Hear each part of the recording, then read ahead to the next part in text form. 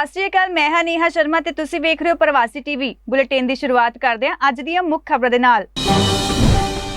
ਕੁਮਾਰ ਵਿਸ਼ਵਾਸ ਵੱਲੋਂ ਅਰਵਿੰਦ ਕੇਜਰੀਵਾਲ ਤੇ ਲਗਾਏ ਇਲਜ਼ਾਮਾਂ ਤੋਂ ਬਾਅਦ ਭਖੀ ਸਿਆਸਤ। ਮੁੱਖ ਮੰਤਰੀ ਚਰਨਜੀਤ ਸਿੰਘ ਚੰਨੀ ਨੇ ਪ੍ਰਧਾਨ ਮੰਤਰੀ ਤੋਂ ਜਾਂਚ ਦੀ ਕੀਤੀ ਮੰਗ। ਕੇਂਦਰੀ ਮੰਤਰੀ ਅਨੁਰਾਗ ਠਾਕੁਰ ਨੇ ਦਿੱਲੀ ਦੇ ਮੁੱਖ ਮੰਤਰੀ ਅਰਵਿੰਦ ਕੇਜਰੀਵਾਲ ਤੇ ਕੀਤਾ ਸਿਆਸੀ ਹਮਲਾ। ਬੋਲੇ ਆਪ ਦਾ ਮਤਲਬ ਹੈ ਐਂਟੀ ਪੰਜਾਬ ਪਾਰਟੀ। ਅਰਵਿੰਦ ਕੇਜਰੀਵਾਲ ਨੇ ਖੁਦ ਨੂੰ ਵਿਕਾਸ ਕਰਨ ਵਾਲਾ ਅੱਤਵਾਦੀ ਦੱਸਿਆ। ਕਿਹਾ 100 ਸਾਲ ਪਹਿਲਾਂ ਭਗਤ ਸਿੰਘ ਨੂੰ ਵੀ ਅੰਗਰੇਜ਼ਾਂ ਨੇ ਕਿਹਾ ਸੀ ਅੱਤਵਾਦੀ। ਸਿੱਖ ਹਸਤੀਆਂ ਨੂੰ ਮਿਲੇ ਪ੍ਰਧਾਨ ਮੰਤਰੀ ਨਰਿੰਦਰ ਮੋਦੀ। ਕਿਹਾ ਮੇਰੇ ਖੂਨ 'ਚ ਸਿੱਖੀ ਅਤੇ ਸੇਵਾ, ਦਿਲ ਤੋਂ ਸਿੱਖਾਂ ਲਈ ਕਰਨਾ ਚਾਹੁੰਦਾ ਹਾਂ ਕੰਮ। ਹੁਣ ਖਬਰਾਂ ਵਿਸਥਾਰ ਦੇ ਨਾਲ। ਪੰਜਾਬ ਵਿਧਾਨ ਸਭਾ ਲਈ 20 ਫਰਵਰੀ ਨੂੰ ਵੋਟਾਂ ਪੈਣ ਜਾ ਰਹੀਆਂ ਨੇ, ਪਰੰਤੂ ਉਸ ਤੋਂ ਪਹਿਲਾਂ ਆਮ ਆਦਮੀ ਪਾਰਟੀ ਦੇ ਮੁਖੀ ਅਰਵਿੰਦ ਕੇਜਰੀਵਾਲ ਇੱਕ ਵੱਡੀ ਮੁਸ਼ਕਲ ਵਿੱਚ ਘਿਰੇ ਹੋਏ ਨਜ਼ਰ ਆ ਰਹੇ ਨੇ, ਕਿਉਂਕਿ ਕੁਮਾਰ ਵਿਸ਼ਵਾਸ ਨੇ ਲੰਘੇ ਕੱਲ ਅਰਵਿੰਦ ਕੇਜਰੀਵਾਲ ਉੱਤੇ ਇਲਜ਼ਾਮ ਲਗਾਇਆ ਸੀ ਕਿ ਉਹਨਾਂ 2017 ਦੀਆਂ ਪੰਜਾਬ ਵਿਧਾਨ ਸਭਾ ਚੋਣਾਂ ਦੌਰਾਨ ਪੰਜਾਬ ਵਿਰੋਧੀ ਤਾਕਤਾਂ ਦਾ ਸਹਿਯੋਗ ਲਿਆ ਸੀ। ਉਹਨਾਂ ਨਾਲ ਹੀ ਇਹ ਵੀ ਕਿਹਾ ਕਿ ਕੇਜਰੀਵਾਲ ਪੰਜਾਬ ਦੇ ਮੁੱਖ ਮੰਤਰੀ ਜਾਂ ਇੱਕ ਵੱਖਰੇ ਦੇਸ਼ ਆਜ਼ਾਦ ਪੰਜਾਬ ਦੇ ਪ੍ਰਧਾਨ ਮੰਤਰੀ ਬਣ ਸਕਦੇ ਨੇ। ਇਸ ਪੂਰੇ ਮਾਮਲੇ ਨੂੰ ਲੈ ਕੇ ਪੰਜਾਬ ਦੇ ਮੁੱਖ ਮੰਤਰੀ ਚਰਨਜੀਤ ਸਿੰਘ ਚੰਨੀ ਨੇ ਪ੍ਰਧਾਨ ਮੰਤਰੀ ਨਰਿੰਦਰ ਮੋਦੀ ਨੂੰ ਕੇਜਰੀਵਾਲ ਉੱਤੇ ਲੱਗੇ ਦੋਸ਼ਾਂ ਦੀ ਜਾਂਚ ਦੇ ਹੁਕਮ ਦੇਣ ਦੀ ਅਪੀਲ ਕੀਤੀ ਹੈ। ਜੇਕਰ ਅਜਿਹਾ ਹੁੰਦਾ ਹੈ ਤਾਂ ਕੇਜਰੀਵਾਲ ਦੀਆਂ ਮੁਸ਼ਕਲਾਂ ਵੱਧ ਸਕਦੀਆਂ ਨੇ। ਉਧਰ ਕੁਮਾਰ ਵਿਸ਼ਵਾਸ ਦੇ ਬਿਆਨ ਤੋਂ ਬਾਅਦ ਪੰਜਾਬ ਦੀ ਸਿਆਸਤ ਪੂਰੀ ਤਰ੍ਹਾਂ ਗਰਮਾ ਗਈ ਹੈ ਅਤੇ ਇਸ ਨੂੰ ਲੈ ਕੇ ਸਾਰੀਆਂ ਸਿਆਸੀ ਪਾਰਟੀਆਂ ਵੱਲੋਂ ਆਮ ਆਦਮੀ ਪਾਰਟੀ ਦੇ ਮੁਖੀ ਅਰਵਿੰਦ ਕੇਜਰੀਵਾਲ ਉੱਤੇ ਜੰਮ ਕੇ ਨਿਸ਼ਾਨੇ ਸਾਧੇ ਜਾ ਰਹੇ ਨੇ।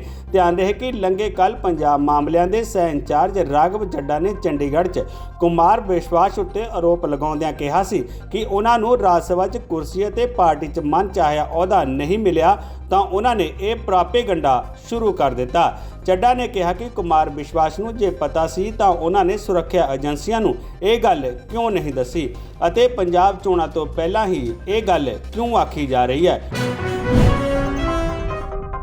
ਕੇਂਦਰੀ ਮੰਤਰੀ ਅਨੁਰਾਗ ਠਾਕੁਰ ਨੇ ਅੱਜ ਚੰਡੀਗੜ੍ਹ 'ਚ ਇੱਕ ਪ੍ਰੈਸ ਕਾਨਫਰੰਸ ਕੀਤੀ। ਇਸ ਦੌਰਾਨ ਉਹਨਾਂ ਨੇ ਆਮ ਆਦਮੀ ਪਾਰਟੀ ਦੇ ਮੁਖੀ ਅਰਵਿੰਦ ਕੇਜਰੀਵਾਲ ਉੱਤੇ ਜੰਮ ਕੇ ਸਿਆਸੀ ਨਿਸ਼ਾਨੇ ਸਾਧੇ।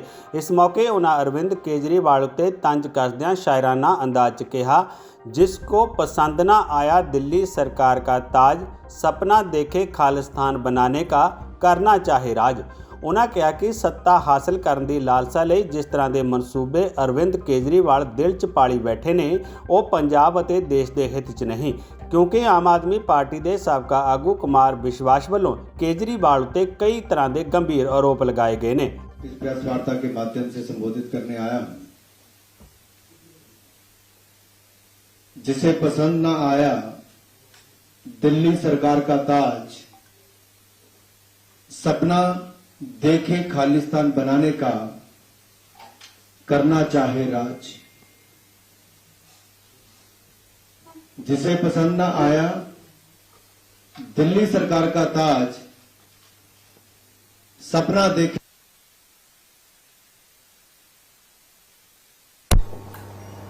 जैसे लोग जो सत्ता की भूख जिनकी कम नहीं होती, लेकिन उसके पीछे जिस तरह के मंसूबे पाले हुए हैं वो देश और पंजाब के हित में नहीं है। एक नहीं, दो नहीं, तीन नहीं, अनेक आम आदमी पार्टी के ऐसे नेताओं ने जो फाउंडर मेंबर्स भी रहे, गंभीर आरोप अरविंद केजरीवाल जी पर लगाए हैं और अभी तक उनका कोई जवाब नहीं आया है। यह स्पष्ट दिखाता है कि उनकी सोच, उनके मंसूबे क्या हैं। ਉਹਨਾਂ ਭਗਵੰਤ ਮਾਨ ਉੱਤੇ ਤੰਜ ਕੱਸਦਿਆਂ ਕਿਹਾ ਕਿ ਉਹਨਾਂ ਵੱਲੋਂ ਆਖਿਆ ਜਾ ਰਿਹਾ ਹੈ ਕਿ ਉਹ ਪੰਜਾਬ ਨੂੰ ਨਸ਼ਾ ਮੁਕਤ ਕਰ ਦੇਣਗੇ, ਪਰੰਤੂ ਮੈਨੂੰ ਲੱਗਦਾ ਹੈ ਕਿ ਭਗਵੰਤ ਮਾਨ ਪੰਜਾਬ ਨੂੰ ਨਸ਼ਾ ਮੁਕਤ ਨਹੀਂ ਬਲਕਿ ਪੰਜਾਬ 'ਚ ਨਸ਼ਾ ਮੁਕਤ ਕਰ ਦੇਣਗੇ। ਇਸ ਮੌਕੇ ਕੇਂਦਰੀ ਮੰਤਰੀ ਅਨੁਰਾਗ ਠਾਕੁਰ ਨੇ ਆਮ ਆਦਮੀ ਪਾਰਟੀ ਉੱਤੇ ਚੁਟਕੀ ਲੈਂਦਿਆਂ ਕਿਹਾ ਕਿ ਆਪ ਦਾ ਮਤਲਬ ਹੀ ਐਂਟੀ ਪੰਜਾਬ ਪਾਰਟੀ ਹੈ। ਇਸ ਮੌਕੇ ਠਾਕੁਰ ਨੇ ਪੰਜਾਬ ਦੇ ਮੁੱਖ ਮੰਤਰੀ ਚਰਨਜੀਤ ਸਿੰਘ ਚੰਨੀ ਉੱਤੇ ਨਿਸ਼ਾਨਾ ਸਾਧਦੇ ਹੋਏ ਕਿਹਾ ਕਿ ਮੁੱਖ ਮੰਤਰੀ ਦੇ ਭਾਣਜੇ ਉੱਤੇ ਈਡੀ ਦੀ ਰੇਡ ਪਈ ਜਿਸ ਕੋਲੋਂ ਕਰੋੜਾਂ ਰੁਪਏ ਬਰਾਮਦ ਹੋਏ, ਪਰੰਤੂ ਮੁੱਖ ਮੰਤਰੀ ਕਹਿ ਰਹੇ ਨੇ ਕਿ ਉਹਨਾਂ ਦਾ ਇਸ ਨਾਲ ਕੋਈ ਲੈਣਾ ਦੇਣਾ ਨਹੀਂ, ਜਦਕਿ ਇਹ ਸਿਰਫ ਚੰਨੀ ਸਰਕਾਰ ਦੇ 111 ਦਿਨਾਂ ਦਾ ਕਮਾਲ ਹੈ। ਖਾਲਿਸਤਾਨੀ ਸਮਰਥਕ ਕਹੇ ਜਾਣ ਤੋਂ ਬਾਅਦ ਆਮ ਆਦਮੀ ਪਾਰਟੀ ਦੇ ਮੁਖੀ ਅਰਵਿੰਦ ਕੇਜਰੀਵਾਲ ਨੇ ਵਿਰੋਧੀਆਂ ਉੱਤੇ ਪਲਟਵਾਰ ਕੀਤਾ। ਉਹਨਾਂ ਕਿਹਾ ਕਿ ਮੈਂ ਸਵੀਟ ਅੱਤਵਾਦੀ ਹਾਂ ਜੋ ਲੋਕਾਂ ਦੇ ਲਈ ਹਸਪਤਾਲ ਸਕੂਲ ਬਣਵਾ ਕੇ ਦਿੰਦਾ ਹਾਂ ਅਤੇ ਬਜ਼ੁਰਗਾਂ ਨੂੰ ਤੀਰਥ ਯਾਤਰਾ ਉੱਤੇ ਭੇਜਦਾ ਹਾਂ। ਇਸ ਮੌਕੇ ਕੇਜਰੀਵਾਲ ਨੇ ਖੁਦ ਨੂੰ ਭਗਤ ਸਿੰਘ ਦਾ ਚੇਲਾ ਦੱਸਿਆ ਅਤੇ ਕਿਹਾ ਕਿ 100 ਸਾਲ ਪਹਿਲਾਂ ਅੰਗਰੇਜ਼ਾਂ ਨੇ ਭਗਤ ਸਿੰਘ ਨੂੰ ਵੀ ਅੱਤਵਾਦੀ ਕਿਹਾ ਸੀ। 100 ਸਾਲ ਬਾਅਦ ਹੁਣ ਇਤਿਹਾਸ ਨੂੰ ਦੁਹਰਾਇਆ ਜਾ ਰਿਹਾ ਹੈ ਅਤੇ ਭਗਤ ਸਿੰਘ ਦੇ ਸਭ ਤੋਂ ਵੱਡੇ ਚੇਲੇ ਨੂੰ ਅੱਤਵਾਦੀ ਕਿਹਾ ਜਾ ਰਿਹਾ ਹੈ। ਇਸ ਮੌਕੇ ਅਰਵਿੰਦ ਕੇਜਰੀਵਾਲ ਨੇ ਕਿਹਾ ਕਿ ਪੰਜਾਬ ਦੀਆਂ ਸਾਰੀਆਂ ਸਿਆਸੀ ਪਾਰਟੀਆਂ ਆਮ ਆਦਮੀ ਪਾर्टी ਨੂੰ ਹਰਾਉਣ ਲਈ ਇਕੱਠੀਆਂ ਹੋ ਗਈਆਂ ਨੇ। ऐसा मैंने कहा कि ये सारे इकट्ठे हो गए हैं। ये मोदी जी, प्रियंका गांधी, राहुल गांधी, चन्नी साहब, सुखबीर बादल, कैप्टन अमरिंदर, सिद्धू, ये सारे इकट्ठे हो गए हैं और सारे ये क्या कह रहे हैं, पिछले कुछ दिनों से मैं देख रहा हूँ ये क्या आरोप लगा रहे हैं। ये कह रहे हैं कि पिछले 10 साल से केजरीवाल देश के 2 टुकड़े करने का एक प्लान बना रहा है, षड्यंत्र बना रहा है कि देश के 2 टुकड़े करेंगे और उसमें से एक टुकड़े का प्रधानमंत्री मैं बन जाऊंगा। मतलब ये तो कॉमेडी है, ये तो हंसने वाली बात है। ये हो सकता है क्या? 10 साल से केजरीवाल एक प्लान बना रहा है कि देश के 2 टुकड़े करूंगा और मैं उसमें से एक का प्रधानमंत्री बन जाऊंगा। तो मैं पूछना चाहता हूँ ये तो इसका मतलब मैं बहुत बड़ा आतंकवादी हो गया। तो ये इनकी सारी सिक्योरिटी एजेंसीज क्या कर रही थी? पिछले 10 साल में 3 साल तो कांग्रेस की सरकार थी। कांग्रेस वालों ने क्या किया? सो रहे थे वो लोग। 7 साल से बीजेपी की सरकार है, केंद्र में मोदी सरकार है। मोदी जी ने क्या किया? मेरे को गिरफ्तार क्यों नहीं किया? इनकी एजेंसीज क्या कर रही थी अभी तक? तो ये ऐसी हास्यास्पद बात है जिसको मतलब सुन के ही हंसी आती है। और शायद मैं दुनिया का सबसे स्वीट आतंकवादी होऊंगा जो लोगों के लिए अस्पताल बनवाता है, लोगों के लिए स्कूल बनवाता है, बुजुर्गों को तीर्थ यात्रा पे भेजता है। आज तक तो मैं समझता हूँ कि दुनिया में ऐसा कोई आतंकवादी पैदा नहीं हुआ जो सड़कें बनवाता है, पानी बनवाता है, बिजली ठीक करता है, लोगों को बिजली फ्री देता है, लोगों की सेवा करता है। ऐसा तो आतंकवादी आज तक कभी पैदा ही नहीं हुआ होगा। ਉਹਨਾਂ ਕਿਹਾ ਕਿ ਭਗਵੰਤ ਮਾਨ ਇੱਕ ਇਮਾਨਦਾਰ ਵਿਅਕਤੀ ਹੈ ਅਤੇ ਇਸ ਲਈ ਸੁਖਬੀਰ ਬਾਦਲ, ਚਰਨਜੀਤ ਸਿੰਘ ਚੰਨੀ, ਨਵਜੋਤ ਸਿੰਘ ਸਿੱਧੂ, ਕੈਪਟਨ ਅਮਰਿੰਦਰ ਸਿੰਘ, ਪ੍ਰਧਾਨ ਮੰਤਰੀ ਨਰਿੰਦਰ ਮੋਦੀ ਅਤੇ ਰਾਹੁਲ ਗਾਂਧੀ ਆਦਿ ਨਹੀਂ ਚਾਹੁੰਦੇ ਕਿ ਉਹ ਪੰਜਾਬ ਦਾ ਮੁੱਖ ਮੰਤਰੀ ਬਣੇ। ਉਹਨਾਂ ਕਿਹਾ ਕਿ ਜੇਕਰ ਮੈਂ ਅੱਤਵਾਦੀ ਹਾਂ ਤਾਂ ਮੇਰੇ ਉੱਤੇ ਪਿਛਲੇ 10 ਸਾਲਾਂ ਤੋਂ ਕੋਈ ਕਾਰਵਾਈ ਕਿਉਂ ਨਹੀਂ ਕੀਤੀ ਗਈ। ਉਹਨਾਂ ਅੱਗੇ ਕਿਹਾ ਕਿ ਇਹ ਸਿਰਫ ਆਮ ਆਦਮੀ ਪਾਰਟੀ ਨੂੰ ਬਦਨਾਮ ਕਰਨ ਦੀ कोशिश की जा रही है। ध्यान रहे कि कुमार विश्वास वालों लगाए गए गंभीर आरोपों तो बाद अरविंद केजरीवाल लगातार विरोधी पार्टियां दे निशाने उत्ते ने। ਪੰਜਾਬ ਵਿਧਾਨ ਸਭਾ ਲਈ ਪੈਣ ਵਾਲੀਆਂ ਵੋਟਾਂ ਤੋਂ ਮਹਿਜ਼ 2 ਦਿਨ ਪਹਿਲਾਂ ਪ੍ਰਧਾਨ ਮੰਤਰੀ ਨਰਿੰਦਰ ਮੋਦੀ ਨੇ ਅੱਜ ਸਿੱਖ ਹਸਤੀਆਂ ਨਾਲ ਮੁਲਾਕਾਤ ਕੀਤੀ। ਇਹਨਾਂ 'ਚ ਦਿੱਲੀ ਗੁਰਦੁਆਰਾ ਮੈਨੇਜਮੈਂਟ ਕਮੇਟੀ ਦੇ ਪ੍ਰਧਾਨ ਹਰਮੀਤ ਸਿੰਘ ਕਾਲਕਾ, ਯਮੁਨਾ ਨਗਰ ਦੇ ਮਹੰਤ ਕਰਮਜੀਤ ਸਿੰਘ, ਸੰਤ ਬਲਵੀਰ ਸਿੰਘ ਸੀਚੇਵਾਲ ਸਮੇਤ ਕਈ ਸਿੱਖ ਹਸਤੀਆਂ ਦੇ ਨਾਂ ਸ਼ਾਮਲ ਨੇ। महंत करमजीत सिंह अनुसार गलबात दौरान प्रधानमंत्री नरेंद्र मोदी ने कहा कि उन्हां दे खून विच सिੱਖੀ ਅਤੇ सेवा है। ਉਹ ਸਿੱਖਾਂ ਦੇ ਲਈ ਦਿਲ ਤੋਂ ਕੰਮ ਕਰਨਾ ਚਾਹੁੰਦੇ ਨੇ। ਸਿੱਖ ਹਸਤੀਆਂ ਨੇ ਸਿੱਖ ਸਮਾਜ ਲਈ ਕੀਤੇ ਗਏ ਕੰਮਾਂ ਬਦਲੇ ਪ੍ਰਧਾਨ ਮੰਤਰੀ ਦੀ ਸ਼ਲਾਘਾ ਵੀ ਕੀਤੀ।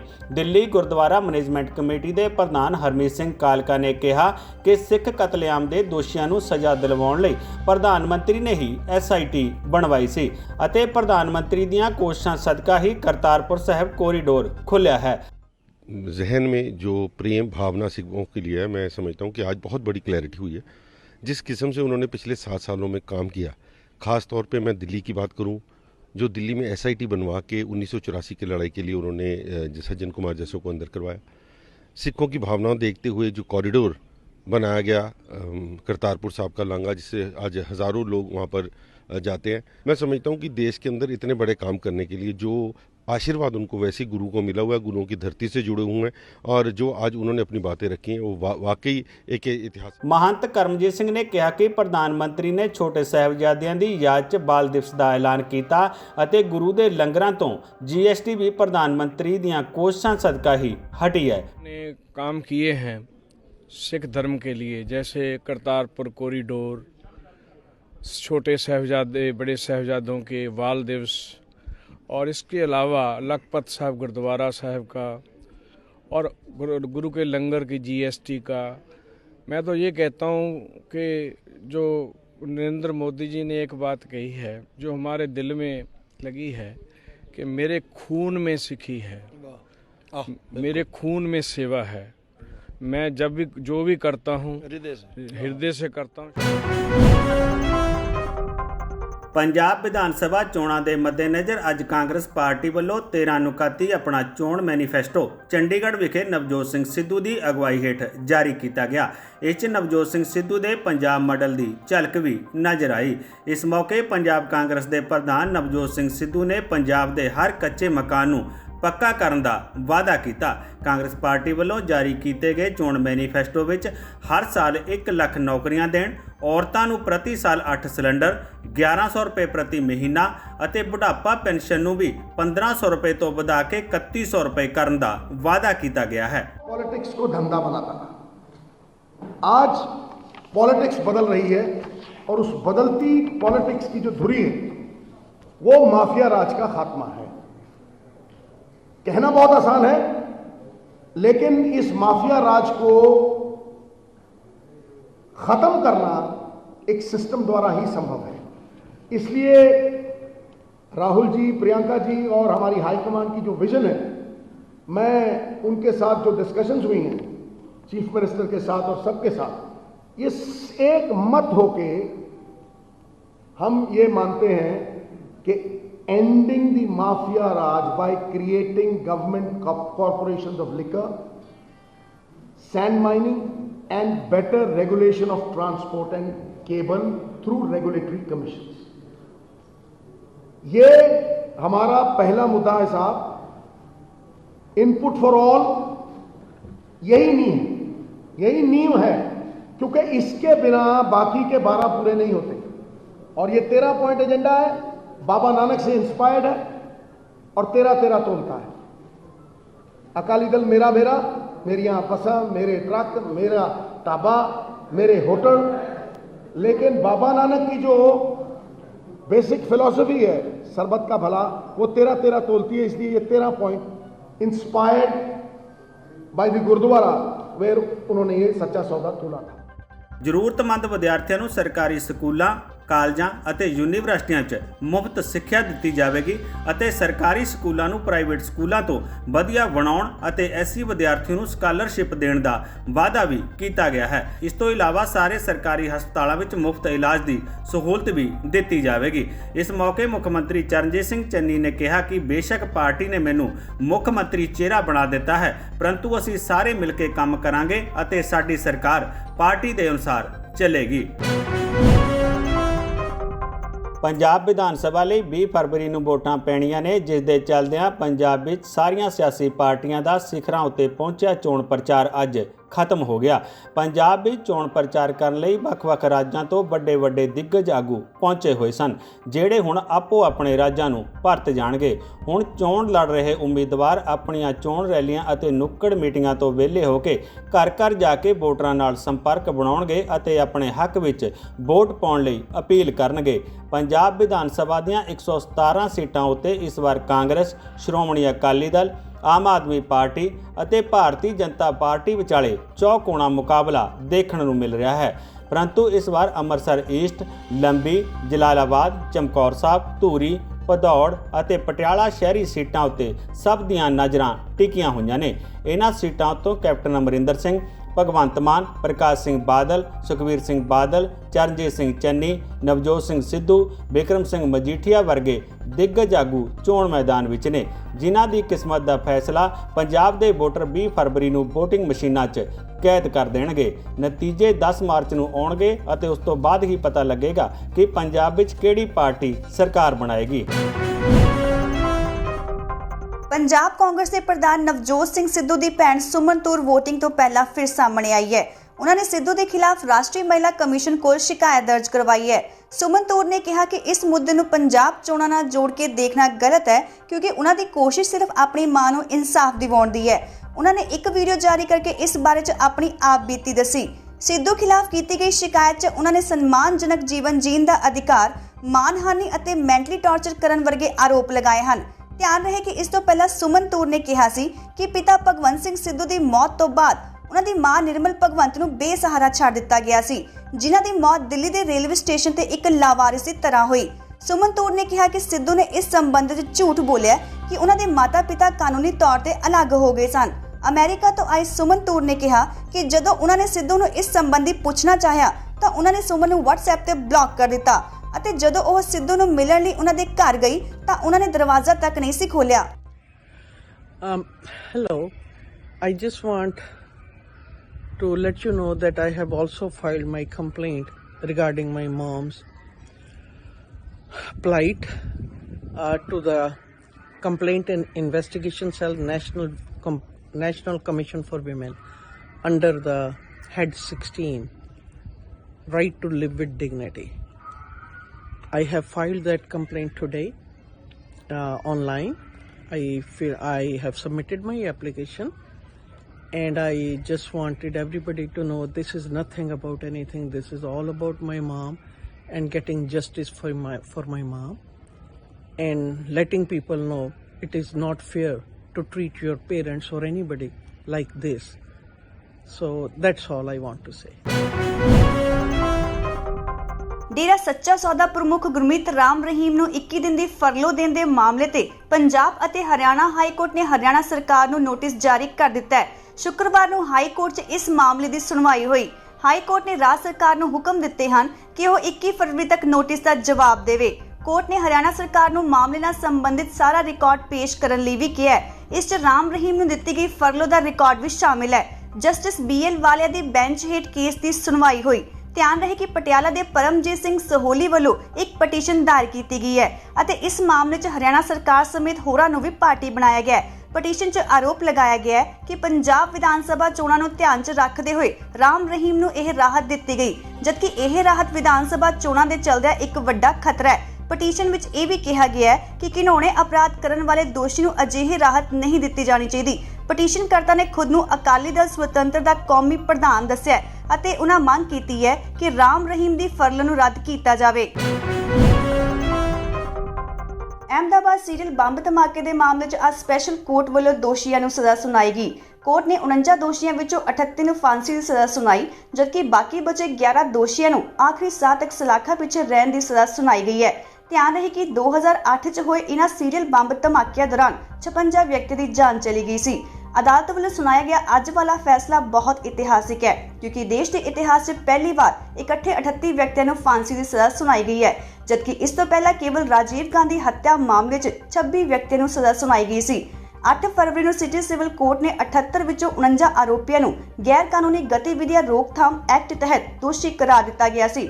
ਇਨ੍ਹਾਂ 'ਚੋਂ ਇੱਕ ਦੋਸ਼ੀ ਅਜਾਏ ਸੈਯਦ ਨੂੰ ਜਾਂਚ 'ਚ ਮਦਦ ਕਰਨ ਦੇ ਚਲਦਿਆਂ ਬਰੀ ਕੀਤਾ ਜਾ ਚੁੱਕਿਆ ਹੈ, ਜਦਕਿ 29 ਆਰੋਪੀ ਸਬੂਤਾਂ ਦੀ ਘਾਟ ਦੇ ਚਲਦਿਆਂ ਬਰੀ ਹੋ ਚੁੱਕੇ ਹਨ। ਫੈਸਲਾ ਸੁਣਾਉਂਦੇ ਸਮੇਂ ਕੋਰਟ 'ਚ ਧਮਾਕੇ ਦੌਰਾਨ ਮਾਰੇ ਗਏ ਵਿਅਕਤੀਆਂ ਦੇ ਪਰਿਵਾਰਾਂ ਨੂੰ 1-1 ਲੱਖ ਰੁਪਏ, ਜ਼ਖਮੀਆਂ ਦੇ ਪਰਿਵਾਰਾਂ ਨੂੰ 50-50 ਹਜ਼ਾਰ ਅਤੇ ਮਾਮੂਲੀ ਤੌਰ ਤੇ ਜ਼ਖਮੀਆਂ ਨੂੰ 25-25 ਹਜ਼ਾਰ ਰੁਪਏ ਦੀ ਮਦਦ ਦੇਣ ਦਾ ਹੁਕਮ ਵੀ ਦਿੱਤਾ ਗਿਆ ਹੈ। ਇੱਕ ਵਾਰ ਮੁੜ ਤੋਂ ਰੁਕ ਕਰਦੇ ਹਾਂ ਅੱਜ ਦੀਆਂ ਤਾਜ਼ਾਤਰੀਨ ਖਬਰਾਂ ਤੇ। ਕੁਮਾਰ ਵਿਸ਼ਵਾਸ ਵੱਲੋਂ ਅਰਵਿੰਦ ਕੇਜਰੀਵਾਲ ਤੇ ਲਗਾਏ ਇਲਜ਼ਾਮਾਂ ਤੋਂ ਬਾਅਦ ਭਖੀ ਸਿਆਸਤ। ਮੁੱਖ ਮੰਤਰੀ ਚਰਨਜੀਤ ਸਿੰਘ ਚੰਨੀ ਨੇ ਪ੍ਰਧਾਨ ਮੰਤਰੀ ਤੋਂ ਜਾਂਚ ਦੀ ਕੀਤੀ ਮੰਗ। ਕੇਂਦਰੀ ਮੰਤਰੀ ਅਨੁਰਾਗ ਠਾਕੁਰ ਨੇ ਦਿੱਲੀ ਦੇ ਮੁੱਖ ਮੰਤਰੀ ਅਰਵਿੰਦ ਕੇਜਰੀਵਾਲ ਤੇ ਕੀਤਾ ਸਿਆਸੀ ਹਮਲਾ। ਬੋਲੇ ਆਪ ਦਾ ਮਤਲਬ ਹੈ ਐਂਟੀ ਪੰਜਾਬ ਪਾਰਟੀ। ਅਰਵਿੰਦ ਕੇਜਰੀਵਾਲ ਨੇ ਖੁਦ ਨੂੰ ਵਿਕਾਸ ਕਰਨ ਵਾਲਾ ਅੱਤਵਾਦੀ ਦੱਸਿਆ। ਕਿਹਾ 100 ਸਾਲ ਪਹਿਲਾਂ ਭਗਤ ਸਿੰਘ ਨੂੰ ਵੀ ਅੰਗਰੇਜ਼ਾਂ ਨੇ ਕਿਹਾ ਸੀ ਅੱਤਵਾਦੀ।